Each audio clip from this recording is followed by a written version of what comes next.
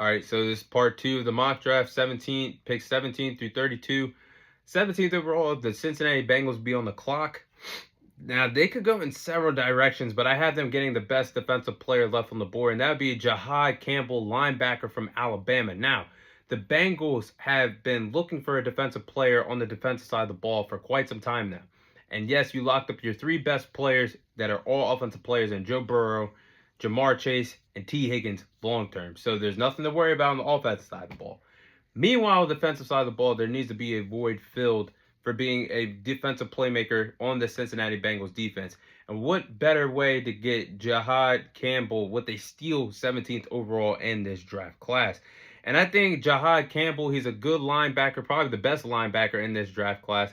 Can line him up in several places on the defensive side of the ball. Good tackler in open space. Can read the quarterback's eyes in zone coverage when he drops back.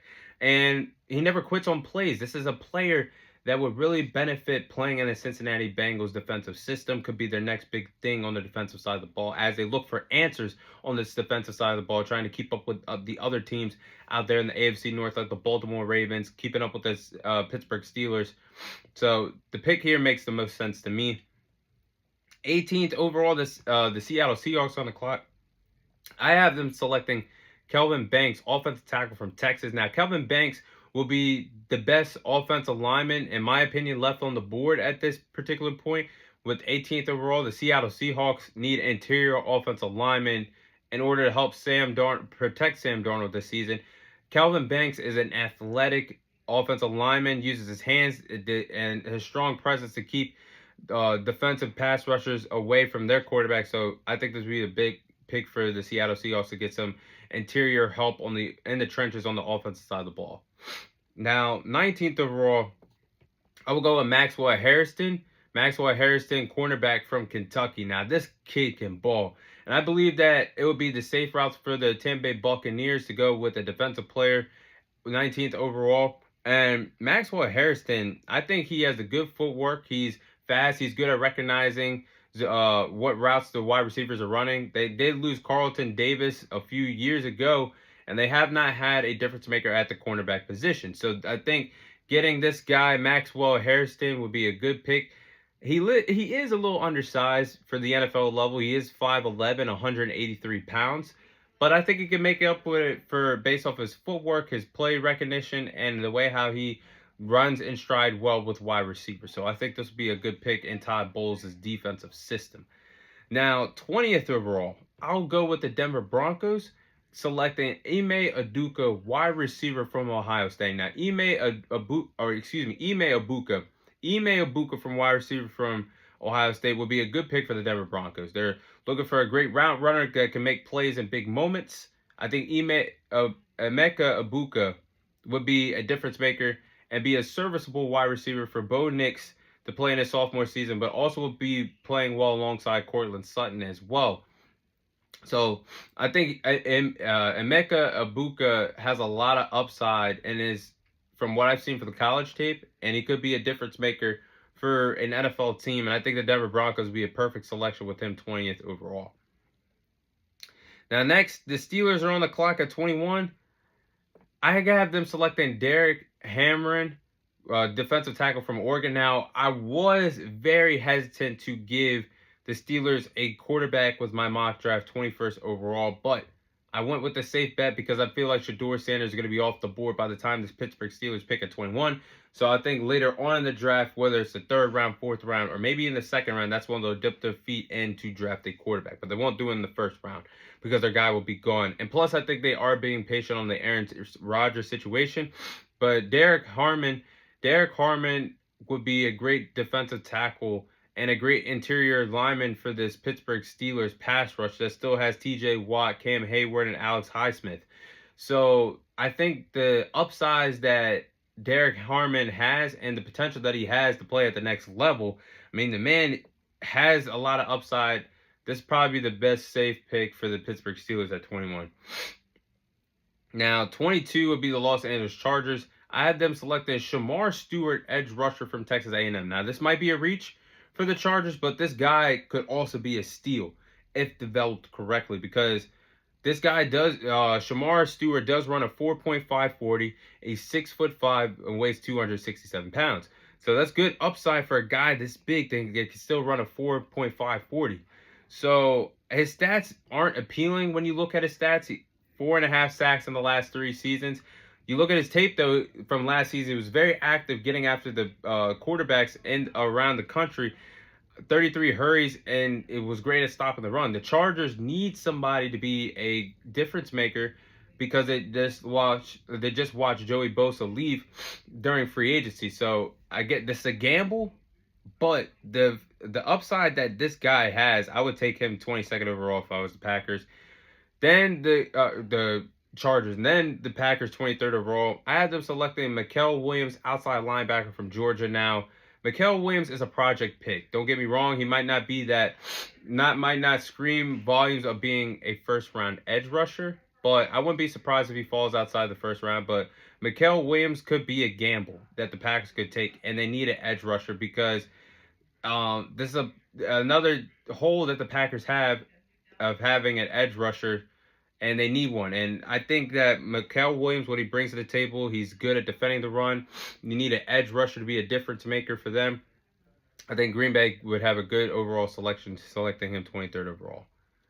24th would be the Minnesota Vikings. I have them selecting Nick.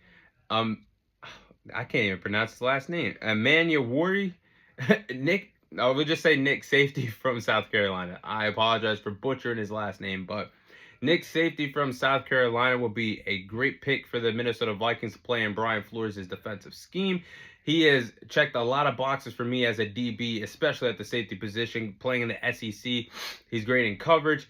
He has cleaned up the only flaw that I've seen, and that's missing tackles in open space in the previous season before, but he's cleaned that up from the previous season I've seen him play at the SEC level. Now, Harrison Smith is in the twilight years of his career. If you bring in a young player like Nick, he would be a good future player at the safety position once Harrison Smith rises off to the sunset, and you could possibly build the whole entire defensive scheme around this young safety coming out of South Carolina. So I think this is a good pick for the Vikings, 24th overall. 25th would be the Houston Texans. I have them selecting Gray Zamble, offensive tackle from North Dakota State. Now, the problem that CJ Stroud faced in his sophomore season, a lot of people believed that after his rookie season, he was a top 10, top 5 quarterback, but he got a taste of reality of what it's like in the National Football League when you don't have this great supporting cast around you. And what I mean by that is the wide receivers were hurt. They went through a lot of adversity with the receivers being out of the lineup, and their offensive line was horrible last year. CJ Stroud got sacked a total of 52 times. That's something you do not want to see if you're NFL owners, coaches, etc. Seeing your star quarterback get sacked 52 times in an NFL season. So Gray Zamble, I think, would be a good pick coming from North Dakota State. He has a lot of upside. Could play a lot of positions on the offensive line. You could either line him up at right tackle, left tackle, or left guard. So the upside is there. He could play multiple positions up front in the trenches. I think this would be a good overall pick for the Houston Texans. Now, 26th overall, the Rams are on the clock. I have them selecting Trey Amos, cornerback from Ole Miss. Now, this guy could possibly be picked way earlier tomorrow night, but if he falls, this would be a great pick for the Rams because they could possibly have their next ace at the cornerback position, since the last time they had one was Jalen Ramsey when they won a Super Bowl a few years ago. But Trey Amos has a lot of potential at the cornerback position. He plays great in coverage, plays with a lot of confidence, and he could be what the Rams are looking for in terms of building a new defensive scheme out there in LA. Could be a difference maker. The man has a lot of great ball skills. I would like to pick with him 26th overall. Then 27th, the Baltimore Ravens are on the clock. I have them selecting Josh Simmons, offensive tackle from Ohio State. Now, this could be a risk for the Ravens here. I think Josh Simmons has a bright future in the NFL, but he does have a big question mark on him. And it's probably why a lot of teams are going to pass up on him in the first round, because he has the knee injury that makes teams probably want to skip on him tomorrow night. But I think he'd be good and best fitted at left tackle for the Baltimore Ravens, a team that loves to run the ball, meat and potatoes, RPO style, and Todd Monken's offense with Lamar Jackson and Derrick Henry. And I think this would be a good way to improve the offensive line based off of how well and effectively they are running the ball. So I think this would be a good pick. 27th. 28th would be the Detroit Lions. I have them selected Donovan. I don't want to butcher his last name. Donovan, outside linebacker from Boston College. This would be a good pick for the Detroit Lions at 28. Nothing too flashy, not the sexiest pick, but I think this would be a good enough pick. The Lions could benefit from having another edge rusher as well. Playing alongside Aiden Hutchins, Zadarius Smith was unfortunately cut during NFL free agency due to cap space that the Detroit Lions were trying to flex some millions around their roster. But I think Donovan, having the upside that he has playing with Boston College on the tape, I think this would be a good pass rusher, and he has a lot of upside to be a dangerous pass rusher one day playing alongside Aiden Hutchinson. 29th. We're getting there. 29th overall, the Washington Commanders. I have them selecting Omarion Hampton, running back from North Carolina. Now, as good as running backs as Brian Robinson and Austin Ekeler are, I think that Omarion Hampton possibly sliding down in the NFL draft will be a steal for the Commanders. He could go way higher, or even my Dallas Cowboys might draft him 12th overall tomorrow. But he could slide in the first round. But this guy brings a lot of upside. As a great player to watch on film, effective with the ball in his hands, a spark that any offense could, he could be benefiting in any offense playing in the National Football League. So I like to pick 29th overall for the Commanders. 30th will be the Buffalo Bills. I have them selecting Kenneth Grant, defensive tackle from Michigan.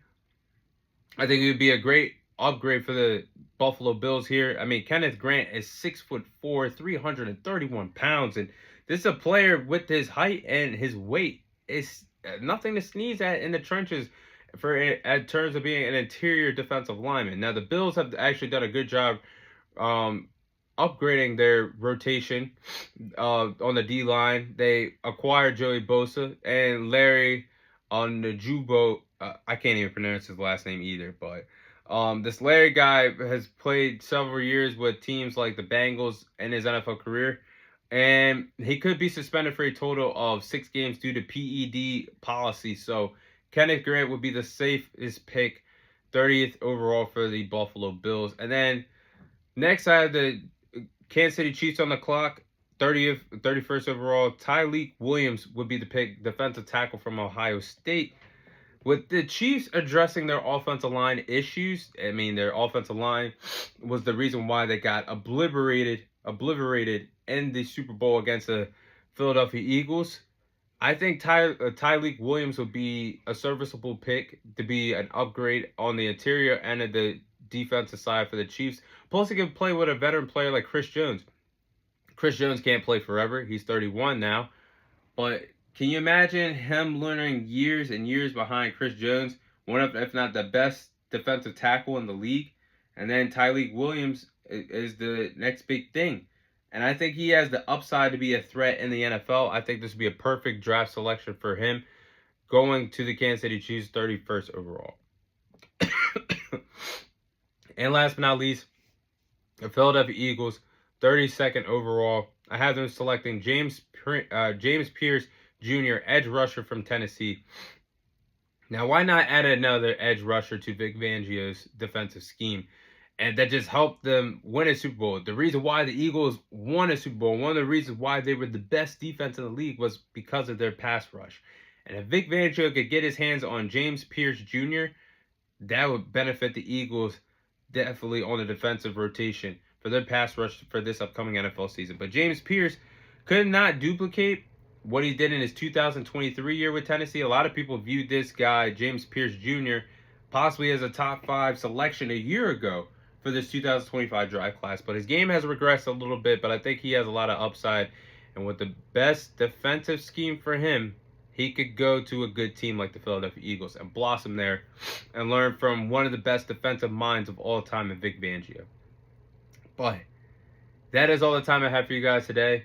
Thank you guys for watching. Thank you guys for listening. This is your host, Thomas Tyree, signing off. And I'll see you guys on next week's episode.